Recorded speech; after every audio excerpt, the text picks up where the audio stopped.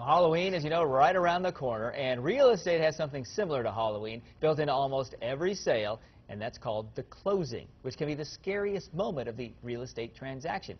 So to try to take some of the scariest out of the closing, Link News real estate expert Denny Grimes in with us this morning. You've got to be prepared for these. You think maybe it's the easy part, but it's not. It's ZombieCon year-round for us in real estate. And you know, people don't do real estate all the time, so it's scary. But what's interesting is signing a contract to buy a home or signing a listing agreement to sell a home is not the scariest part. The scariest part happens after the contract's signed, and generally within the last 2 to 3 weeks before closing. And it's dangerous because people are relying on certain events to happen, and there's a lot of things that can go wrong. And so I've got a little cheat sheet for people and some tips on how to keep from getting into trouble. And number one is have a plan. Have a plan. Everyone has a plan. It's like, oh, if it does happen, where they're going, but they don't have a contingency plan. And the worst thing that can happen is that, you get a day or two before closing, and there is a wrinkle that's maybe that comes up in the underwrite or whatever, and now the buyer can't buy, the seller's in a pickle because they want to buy another house, and it's just a domino, it's a mess. So the tips are have a plan and a contingency plan. Now this is predominantly for occupied homes. If it's a vacant home, it becomes a lot easier. If it's a cash transaction, it becomes a lot less risky, but there's still risk. Sellers, my number one tip to sellers for an occupied property, Rob, is to see if you can negotiate with a buyer to close first, get your money, and then move out.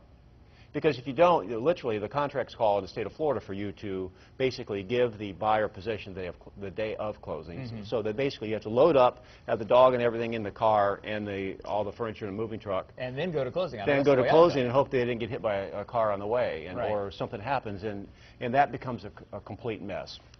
The other thing is that the buyers need to have a plan as well in case there's a problem on the seller side. And then the number one thing the buyers can do to help speed up the process and make it go smoothly is to respond to the lender's request. They're generally pretty cooperative up front, but lenders and underwriters want more and more papers, more and more documentation, and at some point they get kind of frustrated with the whole process and they start responding reluctantly and slower. So the quicker they can respond, the quicker the lender can make a decision, and the easier they can breathe. And you say this is happening more and more often now, that the underwriter at the very end is coming in with these requests. When you think you're almost there, you're not. Right. Well, they get a loan approval, and they think that, okay, a loan approval equals closing, and that's not the case. You always need to plan for the outlier event that the underwriters are going to require a second, third, or fourth, or 10th appraisal, or there's more documentation. And the loan approval is basically written loose enough that if something changes in the buyer's side, and sometimes buyers sabotage themselves by going out and buying a new Kia, before closing, and it kind of messes up everything. So they just have to have a plan, and in case something goes wrong and unexpected. Got to be prepared. It's good advice as always, Denny. Thanks. My pleasure. Let's get you over now to Joey. Check on that weekend forecast.